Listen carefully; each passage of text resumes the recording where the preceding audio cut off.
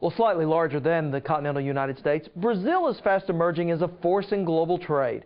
The South American nation has long been a leading exporter of sugar, citrus, and coffee, but is also quickly becoming the world's leading producer of major farm commodities that were once the sole domain of U.S. exports, a development that could have a profound impact on rural America, which is why members of Oklahoma's Agricultural Leadership Program traveled to Brazil to see firsthand why the breadbasket of the world may someday be found in South America. It's definitely going to be better than my soybean crop. Soybean fields are nothing new to Brent Rendell. Looking for Asian soybean rust. But the sheer magnitude of Brazilian agriculture is. Surrounded by soybean fields as far as the eye can see, Rendell says what he found here is increased competition. It kind of confirms what I suspected, and that is U.S. soybean farmers have got to stay on top of their game, because there's, you know, we may think of Brazil as a third world country or developing nation, but as far as soybean production is concerned, they're right on our heels. And quickly overtaking us. Brazil's exports of soybeans have now surpassed those of the United States. In fact, Brazil has the world's largest commercial cattle herd and is closing the gap with the United States in corn production. Brazil is a major competitor to the U.S. in agricultural exports, and will be, and probably intensified competition over the next several years.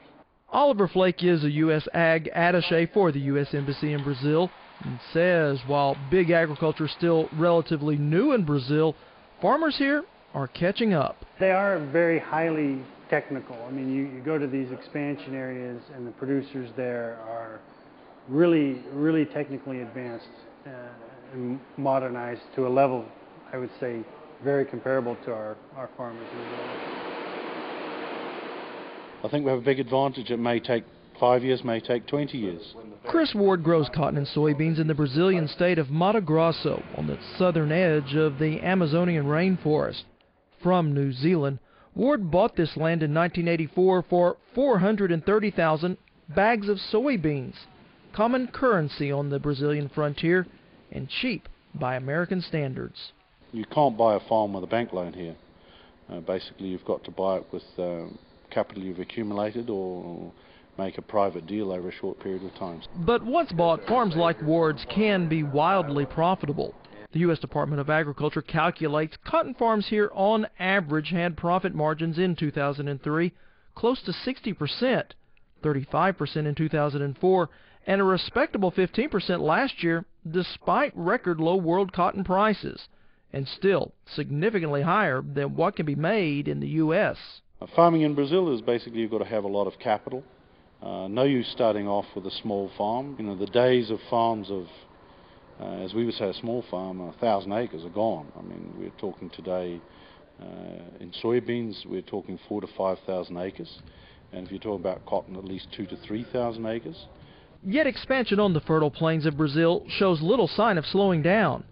In the middle of a Brazilian field, Oklahoma cotton grower Stephen Clay has already felt the pinch from increased Brazilian production. I did a little research before I came and saw that cotton production has increased 600% in 5 years in Brazil.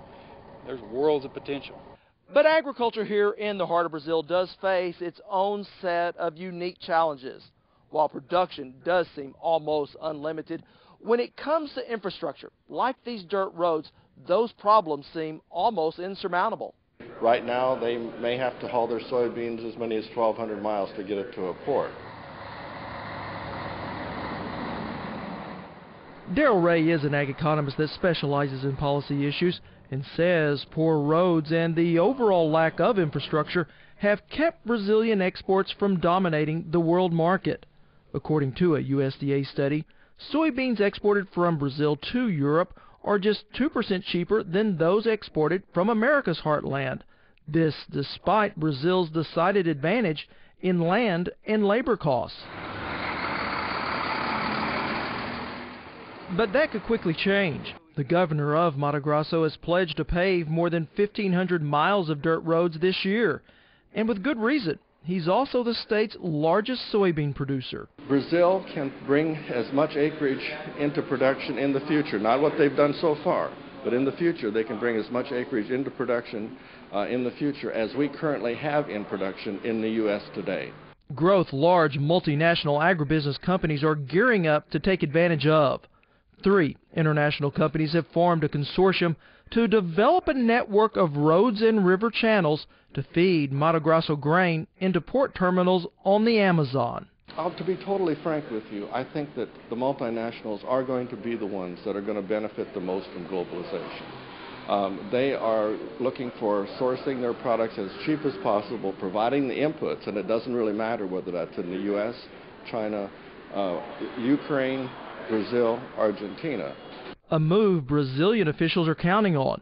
Brazil's gross domestic product grew by 5% last year, fueled in large part by exports that have more than doubled in the past decade, attracting investments here from all over the world. Basically, agriculture is what is moving Brazil right now. Barissa Terra works for the international seed company Pioneer Hybrid and believes her country's agricultural success is yet to be fully realized. We can have 2.5 harvests a year.